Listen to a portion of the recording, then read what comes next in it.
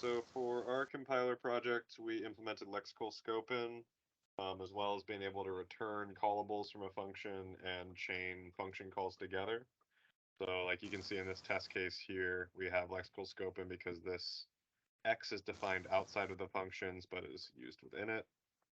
We can see we return a callable g here. We return this function g.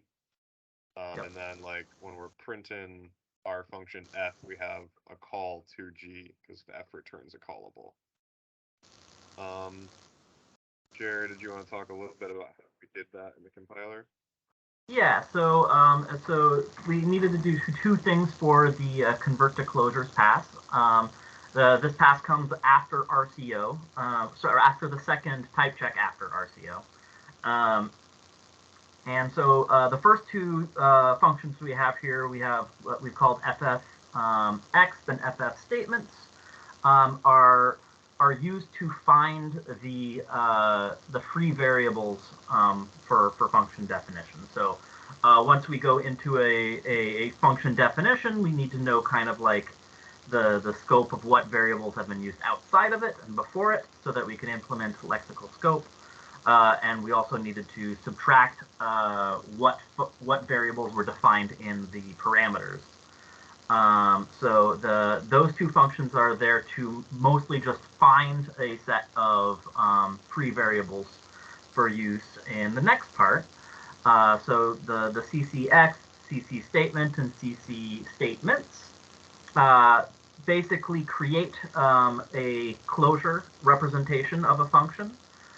Changes the name of the function definition to have the same name but under dash fun.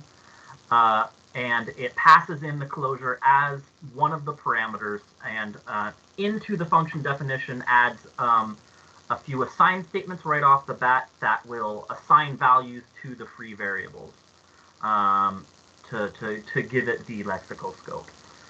And then after the function definition, we will always add a closure for that function for calls later.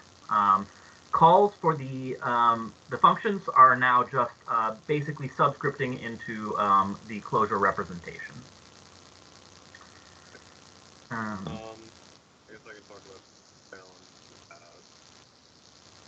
So like challenge we faced, I guess before like the main one we faced was just like in CCX when we hit a call, where they call a function pointer, which would be a tuple subscript, which is not it's not an atomic operation. So that caused a lot of like problems further down in our compiler that we didn't really know how to solve in a good way.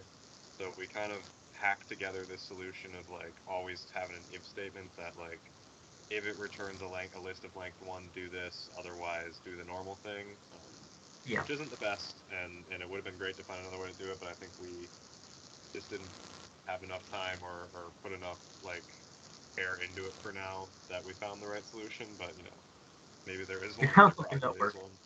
Yeah.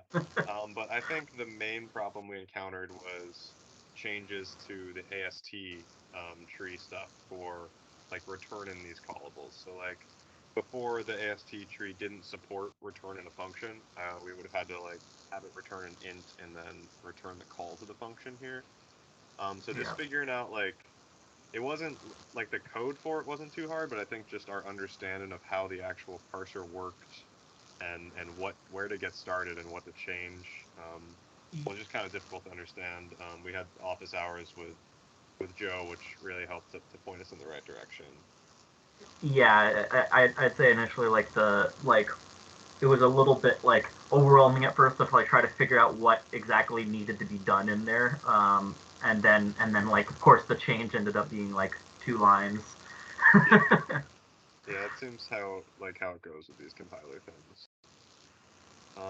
But we can show, so if we compile our test case, then scroll really far up to our main function.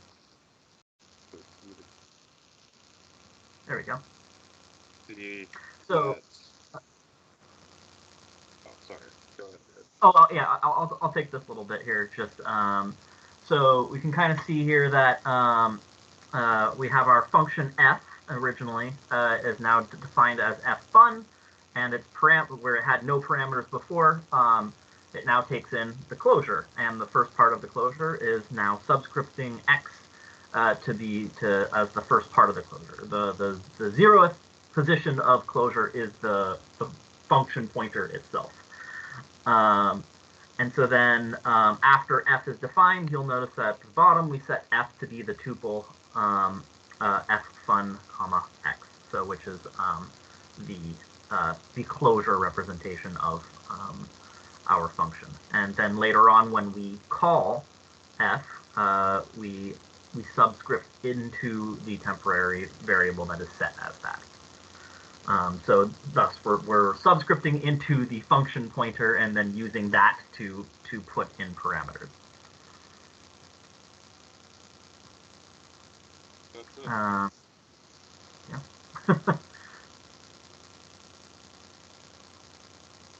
we have anything else?